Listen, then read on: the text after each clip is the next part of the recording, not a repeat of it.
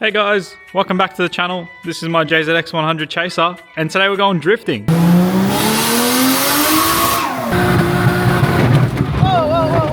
So I don't have too much seat time in this car. I've only owned it for a couple months, and in the last video you guys saw me do a respray on it.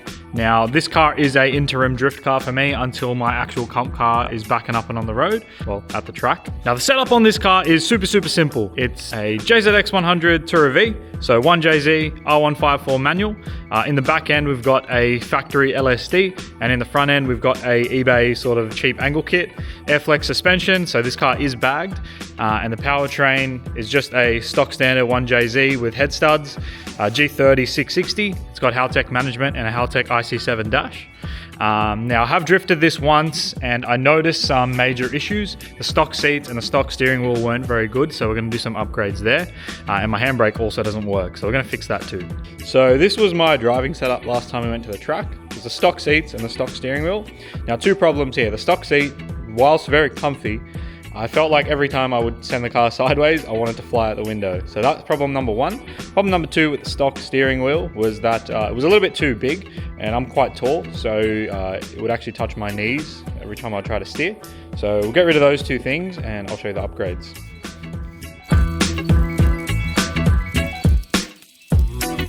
I used to say I was sincere. Okay, so this is the setup we're trying now. So we've got a Bride Lomax fixed back seat. I've got it sort of in a nice position, and then we've got a Vertex steering wheel that's a lot smaller.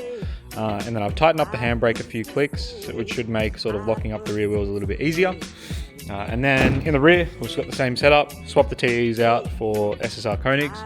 And then in the front, I've put the wheels from my actual drift car on, just because that's currently getting rebuilt. So I've taken the wheels off the drift car and put them on this with some new tires. Just because the Blitz wheels were 19s, and the issue that I was having is that as I would come to full lock, the front of the wheel here would grab the bumper, and it was actually sort of clipping the bumper and preventing me from going to lock. And you can actually see that it damaged the bumper a little bit, probably hard to see. So hopefully the 18s will make that a little bit better. And this is a proven setup that I've got on my other car. Now that we've got our seats, steering wheel, handbrake and shifter sort of setup fixed, I want to get it back on my dyno, just so I can do a quick health check on this, make sure the air fuel ratios are all good and make sure the car is happy, and then we'll go drifting tonight.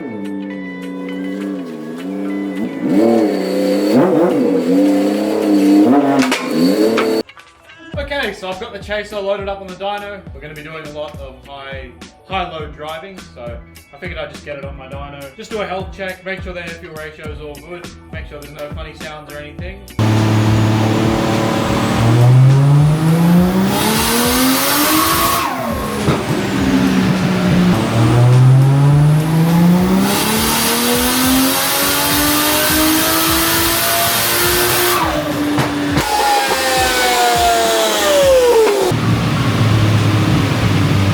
Alright, so health check is done. I turned up power a little bit. I put 2 degrees of timing in it. Still super safe on this engine. It's only a baby little G30 660, but got a nice and responsive 350 kilowatt. Let's load up some tires and let's get to the track. I made a little drift button on a 3D printer. I've tightened the handbrake and I've mounted a bunch of tires. I've put new fronts on, and then I've got an extra 2 pairs of rears plus the ones on the car. So should have plenty of tires for tonight. I don't really know how well it's going to work, but I put a mount for my camera on the back window, so I should be able to get some decent in-car footage. And yeah, I'm no pro driver, but we'll see how we go. All right, so it's probably really hard to hear me, but we're out at the track now. Our car's just past tech, so I'm going to chuck the camera inside and we'll get some in-car footage. So far so good, no real issues or anything. But yeah, we'll get out there and we'll start ripping with those guys. Okay.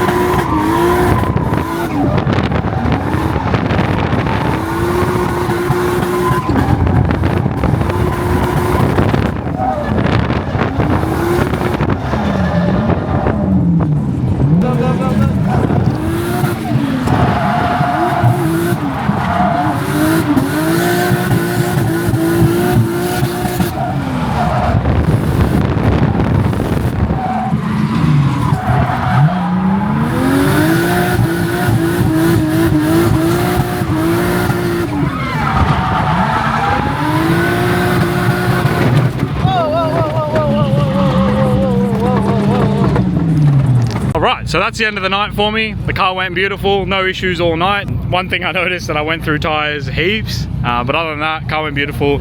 Does need a lower temp thermostat because after 4 or 5 hot laps, I did notice the temp start to climb.